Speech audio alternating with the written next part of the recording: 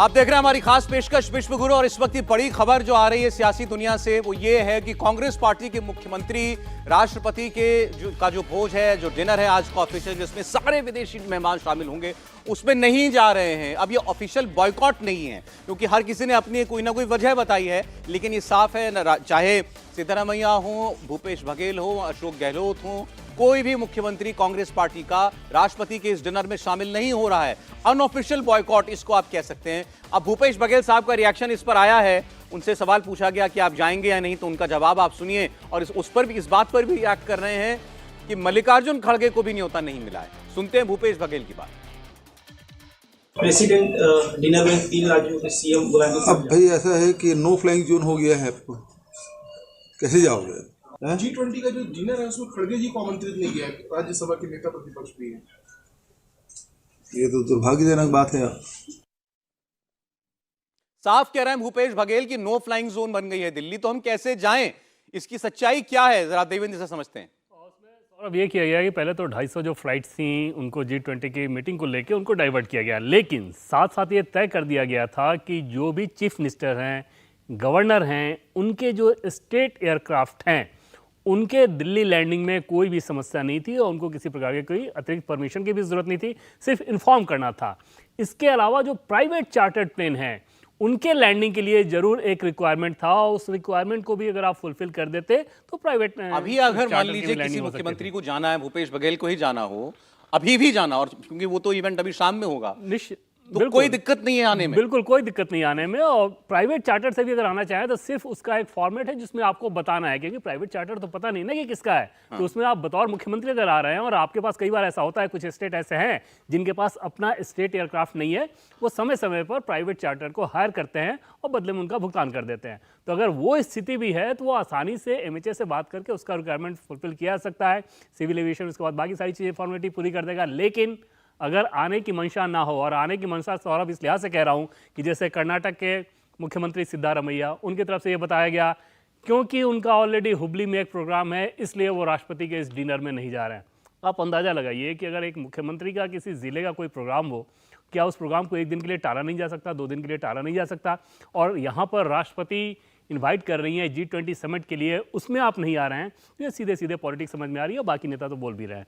ये बिल्कुल आपको दिख रहा है कि कांग्रेस पार्टी ने तय करके किया है सब कुछ। बिल्कुल नहीं भेजेंगे अपने मुख्यमंत्री। बिल्कुल। और मल्लिकार्जुन खड़गे को लेकर जिस प्रकार से बयानबाजियां आनी शुरू हुई, वो भी तब जब उन्हें पता है कि सत्ताधारी दल BJP के राष्ट्रीय अध्यक्ष JP नड्डा, उनको भी इनवाइट नहीं किया गया है, क्योंकि किसी भी राजनीतिक दल के नेता के हैसियत से वहां पर किसी को नहीं बुलाया गया है। जो भी प्रमुख हैं, सरकार के प्रमुख हैं, उनको बुलाया गया है। जो पूर्व प्रधानमंत्री हैं मनमोहन सिंह, उनको बुलाया गया है। तो यहां पर कोई राजनीति का बहुत स्कोप नहीं था। देखिए, क्लियर हम कर देते हैं एक बार फिर आपके लिए, क्योंकि जो सही सूचना है वो जाना सबसे महत्वपूर्ण है। भूपेश बघेल को भी आपने सुना जो कह रहे हैं कि भाई नो फ्लाई जोन हो गया है दिल्ली, अब मैं कैसे जाऊं? तो उसका जवाब होम मिनिस्ट्री की तरफ से जो आया है, ऑफिशियल बयान जो सोशल मीडिया पर डाला गया है, वो उसमें कहा गया है कि in a news report chief minister Chhattisgarh has expressed his inability to participate in G20 dinner at leaders summit at New Delhi at 9 September 23 due to air restrictions in and around Delhi. आगे उसमें लिखा है MHA has clarified that while there is a high security air cover deployed for G20 leaders summit, state chief ministers on their state aircrafts are allowed। साफ है कि जो state aircrafts हैं वो अलाउड हैं। ये गृह मंत्रालय की तरफ से आधिकारिक तौर पर जानकारी दे दी गई है। मतलब साफ है, आपने खड़गे साहब को नहीं बुलाया है, इसलिए कांग्रेस पार्टी का कोई मुख्यमंत्री भी इस कार्यक्रम में नहीं जाएगा। हर्षवर्धन जी। नहीं, मुझे लगता है कि ये शायद रणनीतिक तौर पर भी गलत है, और उस नेता के लिए ये जिसको कहते हैं ना कि once in a life time वाली अपॉर्चुनिटी वाला मसला है, ये बार बार नहीं होने वाला है। तो मुझे लगता है कि भूपेश बघेल हों, अशोक गहलोत हों, या सिद्धारमैया हों, या फिर सुक्खू हों, आज उनके कलेजे में बहुत जिसको कहे ना कि एकदम कसमकस होगी। मैं ये मानता हूं कि खड़गे जी को बुलाया जाना चाहिए था, लेकिन जिस तरह की प्रतिक्रिया अभी आ रही है, तो शायद सरकार के मन में एक ये भी बात रही होगी कि जैसे अधीर रंजन चौधरी एक संवैधानिक तरीके की एक चीज होती है, उस दायरे में तय किया जाता है कि एक पूर्व राष्ट्रपति की अध्यक्षता में कमेटी बनती है और उससे अधीर रंजन चौधरी खुद को विड्रॉ कर लेते हैं। अगर इनको बुलाया जाता और ये विड्रॉ कर लेते तो ये भी एक खबर बनती कि देखिए विपक्ष के नेताओं को बुलाया गया और उन्होंने बायकॉट कर दिया। तो शायद ये भी एक वजह होगी। और मुझे लगता है कि G20 समिट जैसे बड़े मसले पर इस तरह की राजनीति करना ये किसी भी तरह से तब मेरी समझ में तो बड़ा क्लियर है कि आप खड़गे साहब को ना बुलाना यही वजह यही वजह है। आपने हमारे लीडर को नहीं बुलाया, हमारे अध्यक्ष को, तो हमारा कोई मुख्यमंत्री अब उसके अंदर शामिल नहीं होगा कांग्रेस पार्टी का। देखिए, खड़गे साहब को बुलाया नहीं बुलाया मैं उसमें नहीं जाना चाहता। ये जो चीफ मिनिस्टर हैं, इनका नहीं जाना ये इनका बहुत बड़ा नुकसान है। इसलिए कि वहां आप किसको मिलने वाले हैं? आप वहां कोई नरेंद्र मोदी साहब को तो नहीं मिलने वाले थे। यानी ऐसे मौके को तो तलाश करते हैं लोग दुनिया में। यानी once in a life time opportunity होती है कि जहां आप दुनिया के 30 top most leader of the world यानी हेड्स ऑफ द स्टेट उनसे मिलोगे। हिंदुस्तान के 200-250 इंडस्ट्रियलिस्ट हैं। तो ये ऐसा नेटवर्किंग का मौका मैं नहीं समझता कि किसी चीफ मिनिस्टर को अपनी जिंदगी में मिल सकता है। तो ये उनका नुकसान है। अब आप देखिए, दूसरे ममता बनर्जी जा रही हैं, बिल्कुल नीतीश कुमार जा रहे हैं, उनको भी तो वही प्रॉब्लम है ना भाई, उनको भी तो सियासी प्रॉब्लम है मोदी से, लेकिन वो कभी ऐसे मौके चूकते नहीं है।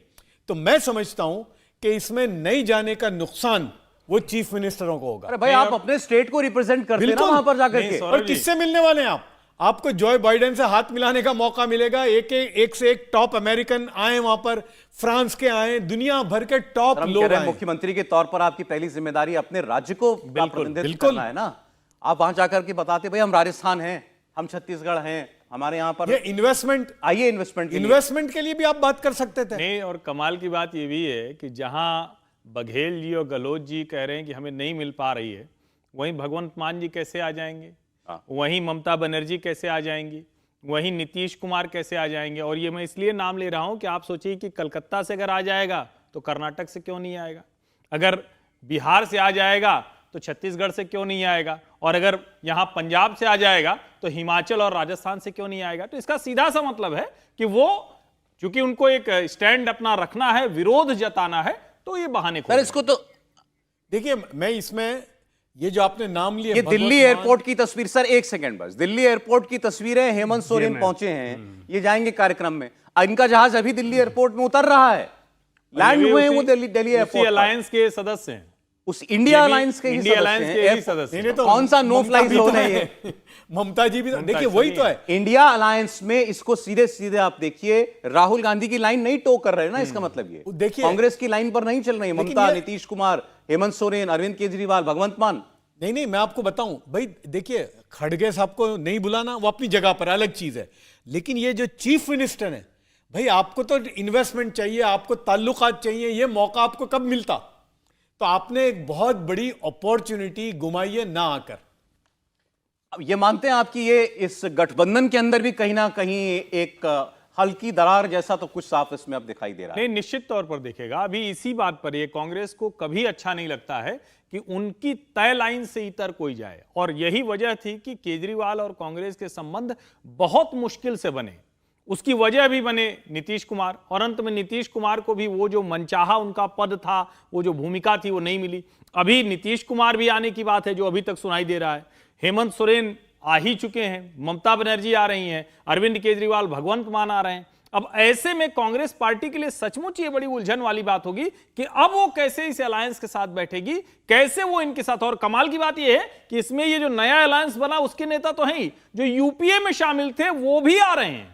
हेमंत सोरेन तो इनके पुराने वाले हैं, जिनके साथ ये चुनाव लड़ते रहे। तो उसमें कल ही जब उनकी हेमंत सोरेन की पार्टी ने हराया आजसू को वहां, तो कल ही इन्होंने कहा कि हमारा सहयोगी जीत गया, और आज इनकी स्थिति। तो मुझे लगता है कि ये इसके राजनीतिक परिणाम 11 तारीख के बाद वो दिखने लगेंगे। और जहां तक हमारी जानकारी है, झारखंड और बिहार, इनके पास ऐसा कोई अपना स्टेट एयरक्राफ्ट या अपना कोई जहाज शायद नहीं है। बिहार के बारे में तो मैं श्योर हूं कि वहां पे नहीं है, और झारखंड की भी कमोबेश वैसी ही स्थिति तो ये मेरे अब ये भी चार्टर्ड से आए होंगे निश्चित तौर पे, और उसी प्रक्रिया का पालन करके आए होंगे, जिसके लिए जो रिक्वायरमेंट हम लोग पहले बात कर रहे थे कि उसमें सिंपल से एक फॉर्मेलिटी थी कि हाँ भाई, आप अमुक व्यक्ति क्योंकि आना है और उनको इस चार्टर से आना है, तो उसके परमिशन की जरूरत थी, जो कि इन लोगों ने या तो ली नहीं होगी या लेना जरूरी नहीं समझा। उसको लेने में ऐसा नहीं है कि उसमें कई महीनों का फाइल चलते हैं या कुछ सारी चीज़ें हों, सिर्फ एक इन्फॉर्मेशन करना था। लेकिन जैसा कि पहले हम लोग बात कर रहे हैं सौरभ, कि अगर एक राज्य के मुख्यमंत्री ये कह रहे हैं कि उन्हें क्योंकि हुबली में उनका प्रोग्राम है इसलिए वो दिल्ली नहीं जा रहे हैं, उससे नीयत समझ में आ रही है। बिल्कुल साफ समझ में आ रही है आपको। अब ये सब कुछ जो है इसकी शुरुआत हुई थी कि मल्लिकार्जुन खड़गे को नहीं बुलाया गया आज के इस डिनर में। इसको लेकर के रिएक्शन सबसे पहले राहुल गांधी का आया बेल्जियम से। उनसे सवाल पूछा गया था, उन्होंने कहा था अब आप सोच सकते हैं जो नेता जो 60% आबादी का लीडर है वो ये कह रहे हैं कि खड़गे साहब भारत की 60% आबादी के लीडर है, उसको नहीं बुलाया गया है, तो आप समझ सकते हैं। इसी बात को लगभग रिपीट कर दिया खड़गे साहब ने खुद अपने बयान में। तो एक बार राहुल गांधी का वो बयान और खड़गे साहब का भी स्टेटमेंट है, वो सुनिएगा जरा, जहां से सारी राजनीति की शुरुआत हुई कि आप होस्ट हैं G20 के और आप मुख्यमंत्री जो हैं एक पार्टी के, वो तय करते हैं कि हम उस कार्यक्रम में नहीं जाएंगे। राहुल गांधी और खड़गे साहब का बयान। ನಮ್ಗೆ ಇನ್ವಿಟೇಷನ್ ಇಲ್ಲ, ನಿಮ್ಗೆ ಗೊತ್ತಿದೆ, ನೀವು ನಿಮ್ದು ಕ್ರೋಲ್ ಓದಲ್ಲ ಹೇಳ್ಬಿಡಿ, ಅಮ್ಮ ಓದ್ಕೊಳಪ್ಪ. ಅರೆ ಅದಕ್ಕೆ ಹೇಳ್ಯಾರಲ್ಲ, ಈಗಾಗಲೇ ರಿಯಾಕ್ಟ್ ಮಾಡಿದ್ದಾರೆ. ಇದು ಸರಿಯಾದ ರಾಜಕೀಯ ಅಲ್ಲ, ಇಂಥ ಕೆಳಮಟ್ಟದ ರಾಜಕೀಯ ಮಾಡಬಾರ್ದು. ಅದಕ್ಕೆ ರಿಯಾಕ್ಷನ್ ಈಗಾಗಲೇ ನಮ್ಮ ಪಾರ್ಟಿದವ್ರು ಕೊಟ್ಟಿದ್ದಾರೆ. So what's contrary about it? I mean, they've decided not to invite the leader of the opposition. It tells you something. I mean, it tells you that they don't value the leader of 60% of India's population, and you know, it's something that people should think about. Why they're feeling the need to do that, and what is the type of thinking that goes behind that. बोलिए हर्षवर्धन जी। नहीं, मैं क्या कहूँ अब, यही मतलब इसको तो बिना संकोच के मैं कह सकता हूँ कि राहुल गांधी यहाँ झूठ बोले वहाँ झूठ बोले आदत हो गई। 60% आबादी का प्रतिनिधित्व करने वाले नेता, हम कोई राजशाही में थोड़ी ना है, हम लोकतंत्र में है भाई। 100 में 60 जिसको वोट दे देंगे वो प्रधानमंत्री होगा, वो तय करेगा कि देश में क्या हो। खड़गे जी कहां से 60% आबादी के नेता हो गए? और उसके बाद अगर आप अपने गठजोड़ की भी बात करते हैं तो पहली बात तो भारतीय जनता पार्टी को जितना मिला, एनडीए को जितना मिला, उसके सामने आपके गठजोड़ को अभी भी कम है। अगर उनकी भी बात करें तो उस गठजोड़ के मुख्यमंत्री बाकायदा इसमें शामिल हो रहे हैं। तो आप कम से कम ऐसे झूठ नहीं बोलना चाहिए, वो भी अंतरराष्ट्रीय मंचों पर, जो खुद उपहास का पात्र बने, क्योंकि उनको भी तो आज वो भी टकटकी लगाए बैठा होगा ना, इंटरनेशनल मीडिया यहां होगा, इस तरह के रिएक्शन उसको भी सुनाई दे रहे होंगे, तो उसको लग रहा होगा कि राहुल गांधी यहां भी झूठ बोलते हैं, विदेश में जाकर भी झूठ बोलते हैं। नहीं, मैं राहुल गांधी का भी आपको लेटेस्ट बयान बताता हूं, उस पर भी आपको हैरानी होगी। जफर साहब इस पर कुछ बोलना चाह रहे हैं? मैं समझता हूं कि अगर राहुल गांधी साहब एडवाइस देते ना, अगर वाकई यानी वो होती तो कहते ठीक है खड़गे साहब को नहीं बुलाया, लेकिन आप लोग तो जाओ, कि ऐसा मौका जिंदगी में कहां मिलेगा, ये कहना तो चाहिए था। सर, ये जरा तस्वीरें आ रही हैं यूके के प्रधानमंत्री ऋषि सुनक के साथ प्रधानमंत्री मोदी की विपक्षी वार्ता जो है वो शुरू हुई है, और ये जो G20 के अलग अलग सत्र चल रहे हैं उनके बीच में ही से ये अलग बायलैटरल मीटिंग्स हो रही हैं। बिल्कुल साहब, तकरीबन 1.5 घंटे का वो समय था, और उस 1.5 घंटे के समय में जैसे पहला सेशन खत्म होने के बाद और G20 का जो भारत मंडपम का जो कॉन्फ्रेंस रूम है, उस कॉन्फ्रेंस रूम के साथ बहुत सारे छोटे छोटे रूम हैं जहाँ पर ये बायलैटरल के लिए वो जगह तय की गई थी। उनमें से एक की तस्वीर हम देख रहे हैं, जब ब्रिटेन के प्रधानमंत्री ऋषि सुनक और भारत के प्रधानमंत्री नरेंद्र मोदी बैठे हुए हैं, और समझा जा सकता है कि ब्रिटेन भी कितनी संभावनाओं और उम्मीदों को देख रहा है भारत के साथ अपने रिश्तों को लेकर। ट्रेड एग्रीमेंट आगे, उस पर बातचीत लगातार हो रही है, उसको आगे करना है, और हर एक फील्ड में ऑलमोस्ट समझौते की बात समझी जा सकती है अगर ऋषि सुनक का भारत से ऐसा कनेक्शन है तो। ऋषि सुनक के लेकिन आप एक्सप्रेशंस देखिए तो वो बहुत अलग नजर आते हैं, खासतौर पर जब वो भारत में हैं इस वक्त और प्रधानमंत्री नरेंद्र मोदी के सामने बड़ा एक एक्साइटमेंट सी नजर आती है उनके चेहरे पर हर वक्त। नहीं, थोड़ा सा मतलब जिसको हम कहते हैं ना कि एक जो बहुत ऊर्जावान युवा के तौर पर वो दिखते हैं, और दूसरा है कि उनका जो अपना बैकग्राउंड भी रहा है, और जिस तरह से वो एक तरह से कहें कि वो विशुद्ध वाले नेता नहीं है, खांटी नेता जैसे होते हैं वैसे वो नहीं रहे हैं, और उनको लेकर बहुत एक झिझक लंबे समय तक ब्रिटेन में दिखी। 2-2, 3-3 प्रधानमंत्री जब फेल हो गए, उसके बाद ऋषि सुनक के नाम पर सहमति बनी।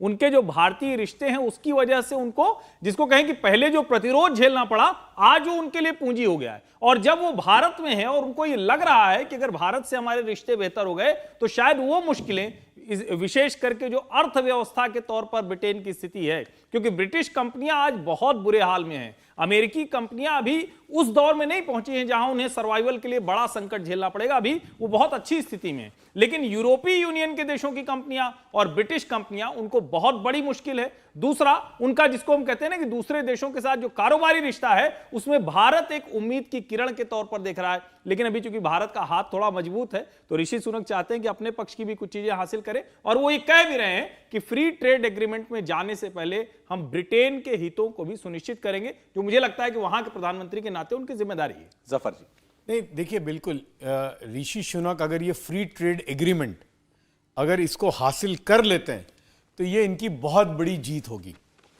तो इसलिए एज प्राइम मिनिस्टर, और वो जो आपने कहा कि हिंदुस्तान का जो रिश्ता और हिंदुस्तान आए हैं बहुत मर्तबा, तो वो उसने उनका हिजाब को बोलते हैं ना, काफी हिजाब को तोड़ दिया है, जो एक वो होता है वो तोड़ दिया उनके लिए। एक बार एक और तस्वीर है, देखिए इसमें कई वर्ल्ड लीडर्स एक साथ आपको नजर आएंगे। जो बाइडेन साहब इसके अंदर हैं, ब्राजील के नेता हैं, प्रधानमंत्री नरेंद्र मोदी, अजय बंगा वर्ल्ड बैंक के अध्यक्ष हैं, अजय बंगा, वो इसमें आपको दिखाई दे रहे हैं। दुनिया भर के सारे बड़े फाइनेंशियल इंस्टीट्यूशंस यहां पहुंचे हुए हैं, IMF हो, वर्ल्ड बैंक हो, यूनाइटेड नेशंस के चीफ भी पहुंचे, यूनाइटेड नेशंस के चीफ आए हुए हैं।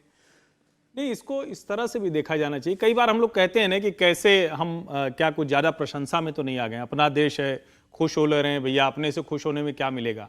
लेकिन जब ये संस्थाएं भारत की तरफ देखती हैं आज, तो उनको लगता है कि भाई आज अगर हम भारत को निकाल देंगे, बिना इसके इंक्लूजन के आप कोई काम कर नहीं सकते।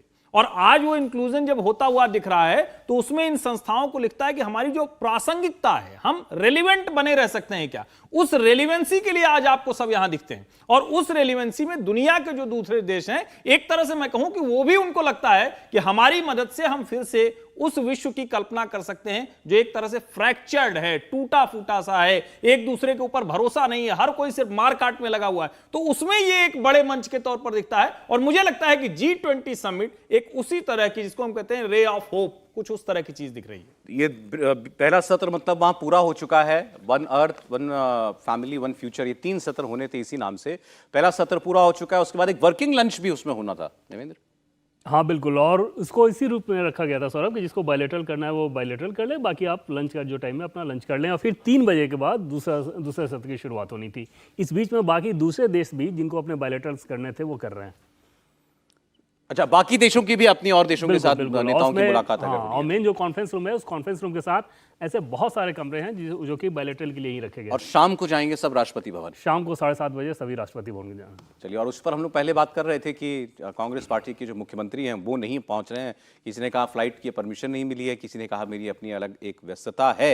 इतने बड़े मंच पर भी देखिए आप इस किस्म की राजनीति हो रही है। मैंने तो राहुल गांधी का ट्वीट अभी देखा, इस पर भी आपकी प्रतिक्रिया में चाहूंगा। राहुल गांधी कह रहे हैं government of India is hiding our poor people and animals, हमारे गरीब लोगों जानवरों को छुपा रही है भारत की सरकार।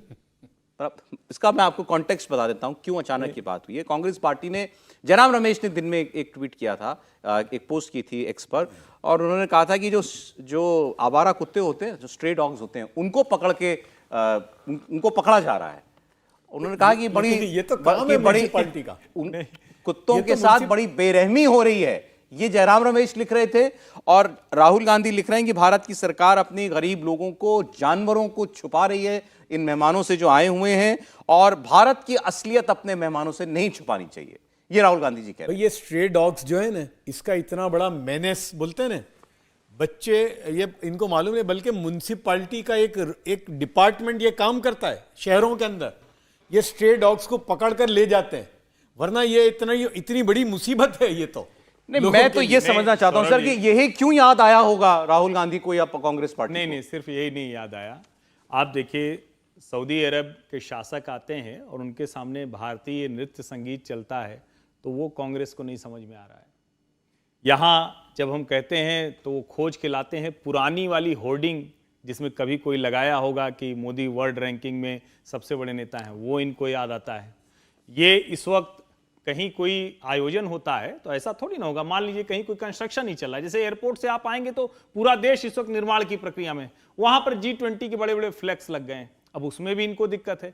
मान लीजिए ऐसा आयोजन होगा तो आप अपने घर में सामान्य शादी विवाह होता है तो चूना उना डलवाते हैं ना, सफाई करवाते हैं ना, और उस वक्त कुत्ता कोई आपके घर में ना आ जाए, तो ये तो कोशिश करते हैं। यहां तो इतना बड़ा आयोजन है, अगर उसमें कहीं की ये तस्वीर ला रहे हैं तो मैं तो बस यही कहूंगा, हास्यास्पद है, शर्मनाक है। राजनीति का ये स्तर देश ने कभी किसी विपक्ष में नहीं देखा, कभी नहीं देखा। देखिए, मेरा मानना यह है कि ये 3 दिन के बाद कर सकते थे।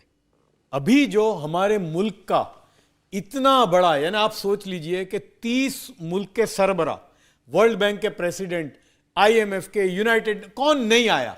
ऐसे मौके पर एक हो जाना चाहिए। होता है ना भाई, हमारी शादी ब्याह में फूफा साहब जो होते हैं हमेशा नॉर्मली नाराज हो जाते हैं, लेकिन उस वक्त आ जाते हैं कि भाई ठीक है बाद में लड़ेंगे।